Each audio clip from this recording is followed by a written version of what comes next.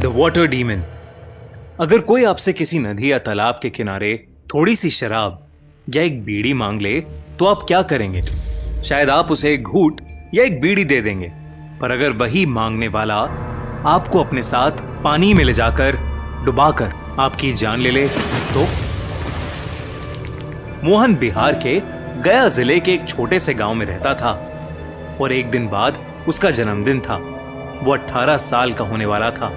उसके ज्यादा दोस्त नहीं थे, तो उसने सोचा कि वो अपना जन्मदिन अपने माँ बाप के साथ मनाने के बाद खुद को एक छोटी सी पार्टी देकर स्पेशल बनाएगा। पर उसे क्या पता था, पर ये उसकी जिंदगी की सबसे भयानक पार्टी होने वाली थी। मोहन की उम्र ज्यादा तो नहीं थी, पर उसके कुछ कम उम्र दोस्तों ने बीड़ी और शराब पीना शुरू कर दिया था। मोहन को लगने लगा था कि शायद बड़े होने का मतलब बीड़ी और शराब पीना ही था। उसने डिसाइड कर लिया था कि इस साल अपने जन्मदिन पर वो कुछ बड़ों वाला काम करेगा।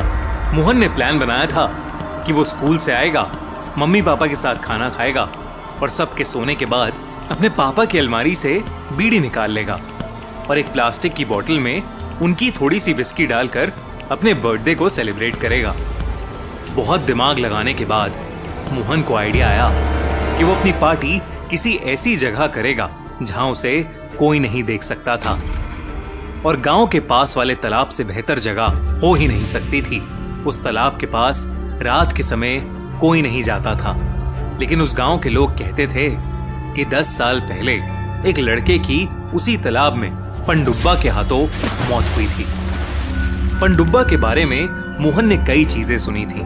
कोई कहता था कि पनडुब्बा उस तालाब में रहने वाला एक राक्षस था, तो कोई कहता था कि अगर उस तालाब के पास कोई जाता है तो कोई जानवर जैसी चीज उसे पानी के अंदर खींच लेती है। पर मोहन इन सब बातों में नहीं मानता था।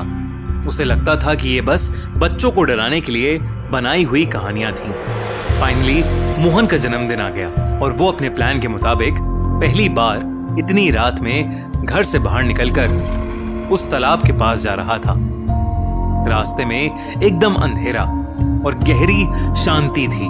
मोहन अपने फोन की टॉर्च ऑन कर खेतों के बीच से जा रहा था, जहां उसे बस अपने कदमों और झिंगुरों की आवाजें आ रही थीं। तभी उसे अपने सामने वो तालाब दिखा। मोहन के अलावा वहां दूर दूर तक कोई नहीं था। उस तालाब पर सन्नाटा छाया हुआ था। मोहन को थोड़ा डर तो लग रहा था, पर उसने अपने डर को अपने अंदर समेटा और तालाब के किनारे बैठ गया। वो नहीं चाहता था कि उसे कोई भी वहां देख ले, इसलिए उसने अपने फोन की टॉर्च भी ऑफ कर दी। हर तरफ केवल अंधेरा था, बस चांद की रोशनी थी जो उस तालाब पर पड़कर आसपास फैल रही थी। तालाब के पानी की शांति के साथ दूर दूर तक बस झिंगुरों की ही आवाजें आ रही थी।